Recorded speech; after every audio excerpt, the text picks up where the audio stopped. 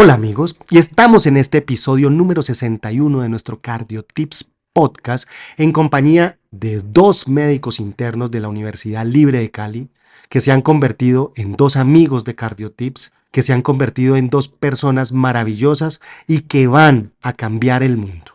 Le doy la bienvenida a Carlos San Clemente, le doy la bienvenida a Juan David Vargas. Realmente para mí es un placer tenerlos en nuestra unidad cardiovascular rotando desde la Universidad Libre de Cali porque nos han enseñado muchísimo, nos han venido a dar luz a nuestra unidad cardiovascular y con su academia, con su formación y sobre todo con su calidad humana nos han nutrido día a día. Hoy nos van a hablar de síndrome coronario crónico.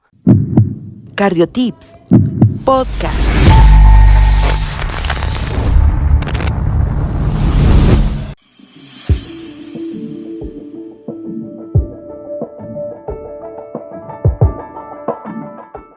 Bueno, y no más, después de esta introducción, le damos la bienvenida a todos. No sé si nos queramos presentar, Juan David.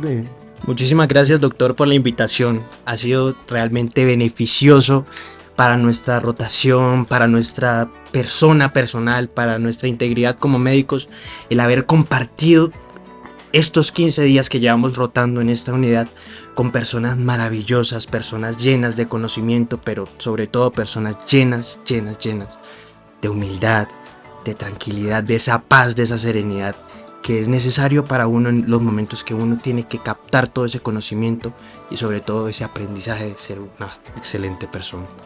Bueno, San Clemente, muchas gracias por las palabras. Realmente tratamos de dar lo mejor y quisiera que nos presentáramos, tú de dónde vienes, dónde naciste, de qué universidad vienes, porque creo que es importante conocernos un poco.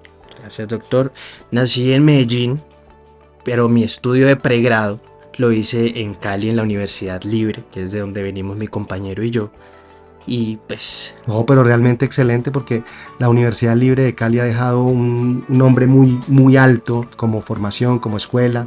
Ya estuvo el doctor Juan David López, ahora estamos con Carlos San Clemente. También le damos la bienvenida a Juan David Vargas. Juan David, de cariño, de corazón, siempre lo hemos recibido en esta institución, lo apreciamos mucho y quisiera que se presentara, Doc. Doctor, muy buenas tardes, mi nombre es Juan David Vargas, soy médico interno de la Universidad Libre y como primera medida, darle las gracias por la oportunidad de hacer parte de esta familia, de permitirnos un crecimiento personal en esta institución y permitirnos la oportunidad de venir a conocer Tunja. ¿Y cómo le pareció Tunja? Enamorado. Bueno, Tunja es hermoso, Tunja es una ciudad que acoge a todos, Tunja es una ciudad tranquila, una ciudad de trabajo, una ciudad de personas que se dedican todos los días a tratar de hacer lo mejor por toda nuestra población. Realmente es una ciudad maravillosa de la cual me enamoré. Y sin más preámbulos, vamos a hablar ahorita de síndrome coronario crónico. Doctor San Clemente, vamos a hablar de la definición, deleítenos con esa parte y que sea de una forma clara, que la podamos comprender y que a veces cuando vemos ese síndrome coronario crónico con tantos grupos y de entrada uno como que dice, Dios mío, no quiero leerla porque no lo voy a entender, perdamos ese miedo. Cambiemos esa actitud a ese bonito tema como es el síndrome coronario crónico y que hoy en este CardioTips la saquemos clara. Gracias, doctor San Clemente, el escenario es de ustedes. Muchísimas gracias, doctor. Sabemos que en la actualidad con la alta dinámica de la vida es difícil detenerse por un instante para leer, analizar, interpretar, incluso cuestionar las múltiples fuentes de información que son necesarias para nuestro buen ejercicio médico. Pero para eso les queremos compartir los puntos más relevantes, más sencillos y más prácticos que nos coloca a disposición la guía actualizada del 2019 para el síndrome coronario crónico, propiedad de la Asociación Europea de Cardiología. Para poder hablar de síndrome coronario crónico, primero debemos de entender el alma mater del mismo, la cual es la enfermedad coronaria, que se encuentra definida como un proceso patológico crónico que se caracteriza principalmente por la acumulación de placa aterosclerótica obstructiva o no obstructiva en las arterias epicárdicas. A grandes rasgos, este proceso se puede ir modificando mediante cambios de estilo de vida, fármacos e intervenciones invasivas cuyo objetivo principal es la estabilización o la regresión propia de la enfermedad coronaria en cuestión. La enfermedad coronaria tiene distintas presentaciones clínicas que las podemos categorizar en dos grandes síndromes como lo son el síndrome coronario agudo y el síndrome coronario crónico, ya que en la historia natural de la enfermedad se pueden presentar largos periodos de estabilidad, la cual puede llegar a fragmentarse en cualquier momento secundario a un evento aterotrombótico causado por una ruptura o una erosión de la placa acumulada. En la actualización de la nueva guía se difiere el término de la angina estable y se estipula el nombre de síndrome coronario crónico, ya que esta enfermedad es de todo menos estable, hablando de su historia natural. Antes de entrar en profundidad al tema, es importante hacer una vista retrospectiva a la principal etiología que puede desencadenar en la presencia de este síndrome, ya que para hablar de síndrome coronario crónico debemos entender cómo se forma su principal etiología, la cual terminará por llevar a reducción de la luz de un vaso epicárdico que puede llevar a instancias de presentarse un infarto. Entonces, ¿cómo se forma la placa ateromatosa?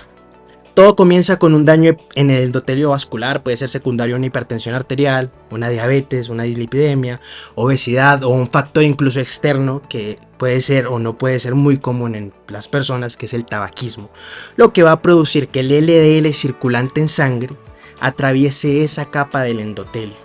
En el momento que el LDL circulante atraviesa el endotelio vascular, pierde de su conformación molecular moléculas antioxidantes, por la cual se oxida y posteriormente es detectada como cuerpo extraño por el sistema inmune, proceso por el cual se van a liberar citoquinas, entre ellas la interleuquina 1, que se encargará de estimular las moléculas de adhesión celular, las cuales atraerán monocitos al sitio de injuria, los cuales penetrarán en el endotelio vascular por medio de una proteína quimioatrayente, una proteína con el nombre de MSP o proteína quimioatrayente de monocitos tipo 1. Cuando penetran en ese endotelio vascular, los monocitos maduran a macrófagos, y eso es de suma importancia, ya que los macrófagos tienen un receptor propio llamado scavenger.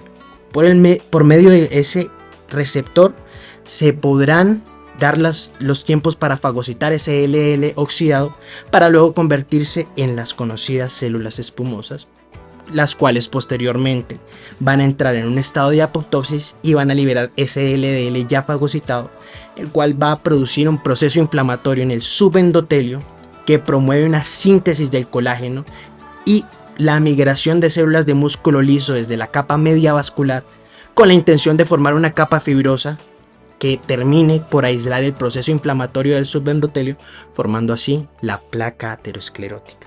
Con respecto al síndrome coronario crónico, tenemos múltiples contextos clínicos que la guía nos pone en 6 diferentes contextos clínicos, de los cuales vamos a dar paso a la apertura en este momento, doctor Juan David. Carlitos, muchísimas gracias por esta introducción. La verdad, comenzamos pisando duro con una definición muy clara, concreta y concisa. Vamos a empezar a hablar del escenario número 1. Posiblemente este escenario sea el más común y el que más nos enfrentemos a lo largo de nuestra carrera profesional. Hablamos de esos pacientes que tienen síntomas de angina estable o que se asocia a disnea, en los cuales sospechamos que estos síntomas sean una enfermedad arterial coronaria. Para esto, la guía de la Sociedad Europea de Cardiología nos plantea un abordaje en 6 pasos. El primer punto en este abordaje es considerar en qué escenario, es decir, en qué pacientes pensamos que tenemos un síndrome coronario crónico, y para esto tenemos que pensar en la entidad o los cuadros clínicos a los cuales se asocian esta condición. Vamos a hablar principalmente de 2 síntomas. Hablamos del dolor torácico y la disnea. Es en este momento en el cual nos adentramos un poco más al espectro clínico del dolor torácico, porque es en este punto que debemos establecer si este dolor torácico es de origen cardíaco o no cardíaco, siempre teniendo en cuenta que el dolor de origen no cardíaco, es el que se presenta con mayor frecuencia en los servicios de urgencias. El dolor torácico presenta 3 espectros clínicos. Primero, la angina típica, la angina atípica y el dolor torácico no anginoso. Para clasificarlo en estos diferentes subtipos, contamos con criterios ya conocidos desde 1983, los criterios de Diamond, en los cuales nos establece que un dolor torácico se denominado técnicamente como la angina, corresponde a un dolor de carácter opresivo que se presenta en el pecho, que se irradia cuello, mandíbula, hombros o brazos. Este corresponde al primer ítem de estos criterios, pero también tenemos que tener en cuenta que si además de que este dolor se provoca por un esfuerzo físico, tendría la segunda característica propia de la angina típica. Y finalmente, si este dolor alivia tras 5 minutos de reposo o con la administración de nitratos, cumpliremos el tercer criterio. Por lo tanto, debemos tener en cuenta que cuando un dolor torácico cumple los 3 criterios, hablamos de una angina típica. Si cumple 2 de estos criterios, hablamos de una angina atípica. Y finalmente, si cumple uno de los tres estaríamos hablando de un dolor torácico no anginoso. Es importante tener en cuenta que entre más típica la angina, más probable que sea de origen coronario. Sin embargo, es crucial no olvidar que solamente del 10 al 15% de los pacientes con síndrome coronario crónico presentan una angina típica, por lo que tenemos que tener en cuenta que cualquier espectro restante no descarta la enfermedad. Una vez establecido que es una angina, el siguiente paso es aclarar si esta angina es estable o es inestable, ya que en base a esto definimos qué guía seguir. Para esto empleamos 4 criterios, los cuales corresponden al primer criterio, que corresponde a la angina increscendo, definida como una angina que altera el comportamiento habitual, es decir, comportamientos crónicos que se aumentan en la frecuencia, en la intensidad, en el estímulo desencadenante. Una angina de novo, la cual es inducida por un mínimo estímulo, y es importante recalcar esta última característica, ya que no toda angina de novo es una angina inestable. Si esta angina se presenta con un estímulo importante y que se recupera después del reposo, sería clasificado como tal, como una angina estable. Y finalmente la angina posinfarto, sus primeros 30 días posterior a esta.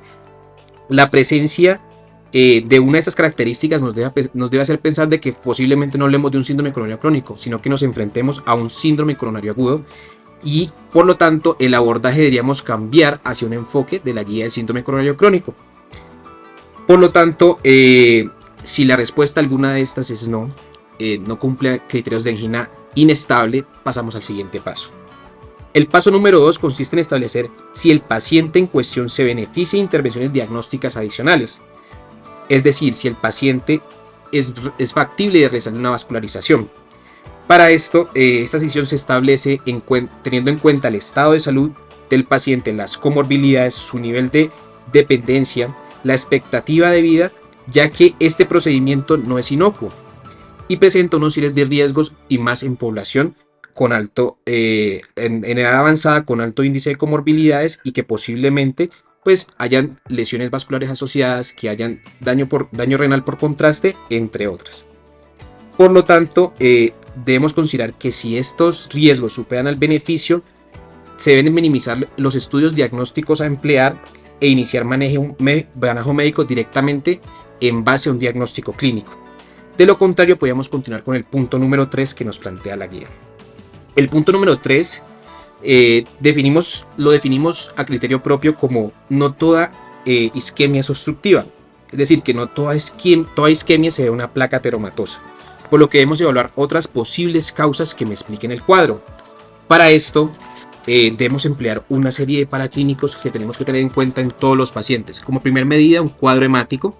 Segundo punto, una prueba de función tiroidea, principalmente con el fin de descartar trastornos tiroideos y trastornos anémicos, cuadros anémicos asociados. Y la segunda fase de este punto la denominamos vamos pensando en el futuro, ya que debemos valorar qué factores de riesgo cardiovascular y qué comorbilidades presenta el paciente, ya que en primer medida estos datos nos van a dar argumentos para pensar en un síndrome coronario crónico, digamos, ganar motivos para pensar en el síndrome coronario crónico, y segundo, nos van a permitir planteando futuras intervenciones adicionales al manejo previo, ya que, como mi compañero lo mencionaba anteriormente, esta entidad es dinámica, y si tenemos un adecuado manejo de factores de riesgo y un adecuado manejo médico, podemos lograr una regresión propia de la placa ateromatosa para establecer, digamos, futuras intervenciones adicionales propias del síndrome coronario crónico. Recordemos, por último, que también todos los pacientes se les debe emplear una serie de paraclínicos para estudiar el riesgo cardiovascular, principalmente perfil lipídico, función renal, ácido úrico, una hemoglobina glicosilada, un electrocardiograma en reposo y un ecocardiograma en reposo, con el fin de descartar signos indirectos propios de una enfermedad coronaria, unas arritmias ventriculares o supraventriculares que me expliquen el cuadro, o establecer la función ventricular. En el punto número 4 consiste en establecer las comorbilidades, las comorbilidades que se asocian a la probabilidad de que esta enfermedad coronaria, pues digamos que se presente la enfermedad coronaria en estos pacientes. Para esto realizamos un estudio de base según las características propias de cada individuo, dentro de las cuales encontramos las características demográficas propias del sexo, la edad, las características clínicas que van a ser la sintomatología por lo cual se presenta el paciente, y en base a esto establecemos un concepto que se llama la probabilidad pretest o PTT. Esta probabilidad nos permite clasificar a los pacientes en 4 grupos de acuerdo al porcentaje de probabilidad de enfermedad coronaria. Los pacientes con probabilidad alta de enfermedad coronaria presentan un PTT mayor del 85%. Qué pena. Corresponden a pacientes que se benefician directamente de pruebas invasivas. Estos pacientes también se tienen que tener en cuenta que la guía no estipula como tal un valor por encima del 85%, por lo tanto queda a criterio clínico propiamente establecer qué pacientes tienen un alto riesgo de presentar una enfermedad coronaria crónica. El segundo grupo, que vendría siendo la probabilidad intermedia de presentar una enfermedad coronaria, representa aquellos pacientes que tienen una probabilidad pretest entre el 85 y el 15%. En estos pacientes son los principales grupos, digamos que la mayoría de los pacientes se van a encontrar en esta clase y son los que se van a beneficiar de estas pruebas de inducción de isquemia. Finalmente, la probabilidad baja de enfermedad coronaria se presenta cuando tenemos una probabilidad pretest menor o igual al 15%. Y finalmente, el último grupo que vamos a encontrar son aquellos pacientes que probabilidad muy baja, es decir, aquellos que tienen una probabilidad pretest menor al 5%. Estos pacientes directamente los podemos descartar, ya que la probabilidad de presentar un síndrome coronario crónico en el primer año, en este año continuo, es menor del 1%.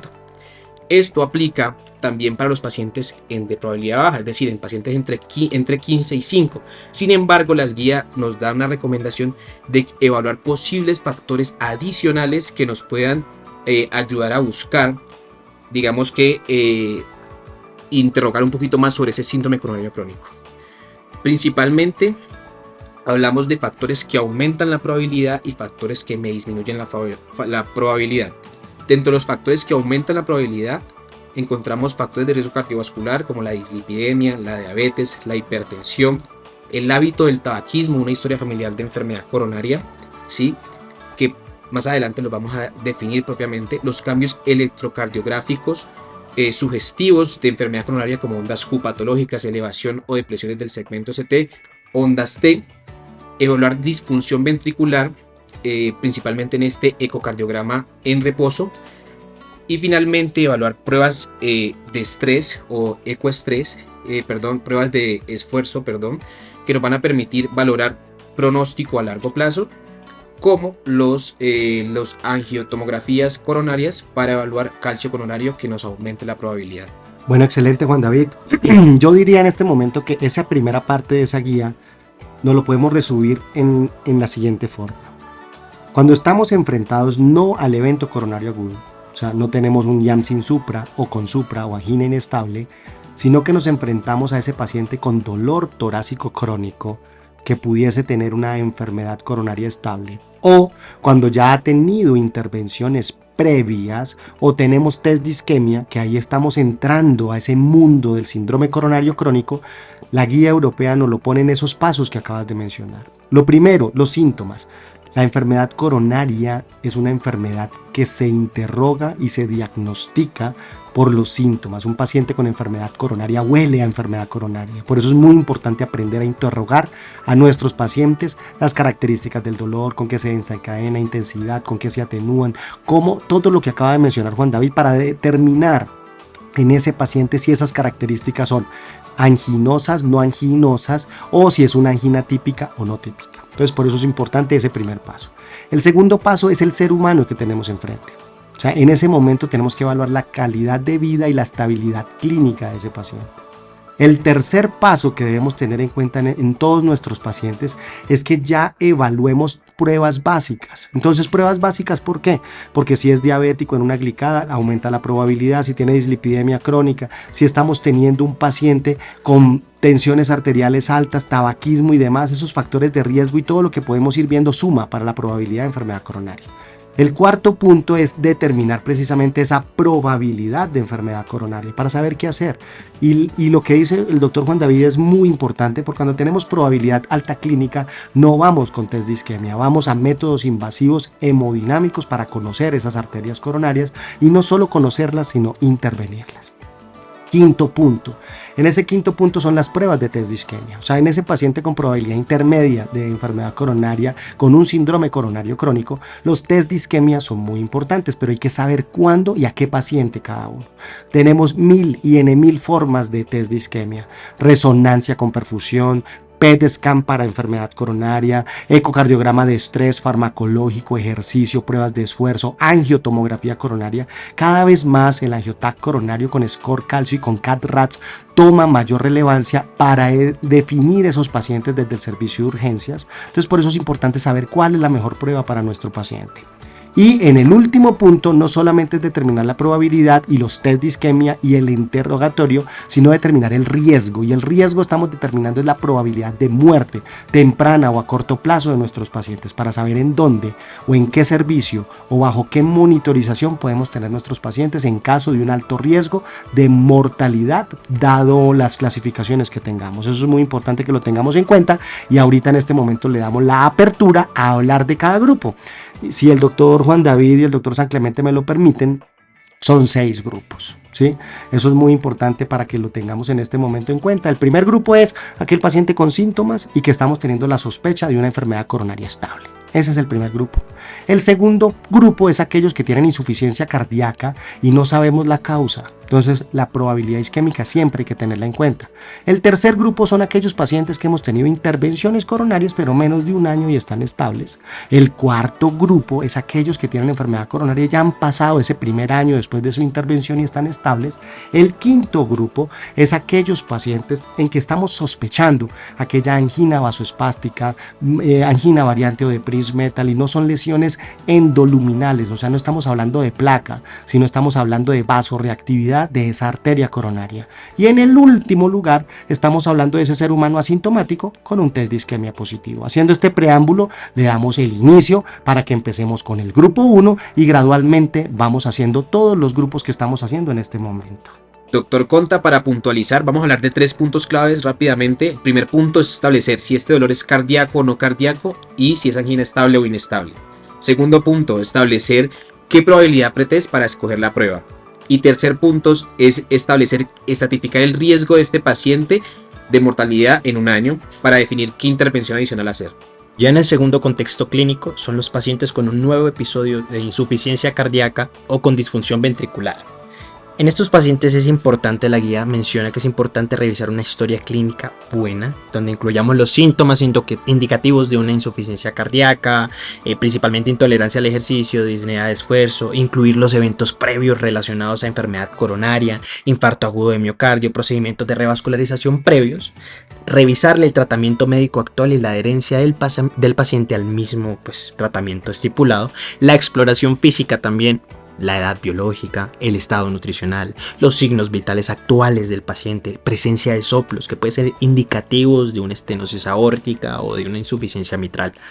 También los signos de congestión pulmonar, los signos de congestión sistémica, y principalmente en lo que hace énfasis la guía es en las pruebas imagenológicas, principalmente en los ecocardiogramas. ¿Por qué? Porque tenemos que definir la FEBI del paciente. Recordemos que estamos ante una insuficiencia cardíaca. Entonces, ¿qué estipula la guía? Una FEBI menor al 35% detectada por una prueba imagenológica es un paciente candidato a una revascularización, esté asintomática o no esté asintomático. Ahora, para entrar a los pacientes tipo 3 y tipo 4, hay que recordar que estos pacientes tipo 3 son los pacientes que están con síntomas estabilizados menores a un año de haber sufrido un síndrome coronario agudo o una revascularización reciente. Y los tipo 4 son los pacientes que están mayores a un año con síntomas estabilizados tras un episodio de un síndrome coronario agudo o de una revascularización. ¿Qué nos debemos de llevar del grupo 3? El grupo 3 son pacientes que deben estar monitorizados estrechamente debido al mayor riesgo de complicaciones y también los cambios en las terapias que se pueden dar en ese primer año, en ese primer medio año. La guía recomienda que al menos se hagan 2 consultas de seguimiento durante el primer año. Hacer cada 3 meses una consulta hasta completar los 12 meses, que ahí cambiaremos de un tipo 3 a un tipo 4.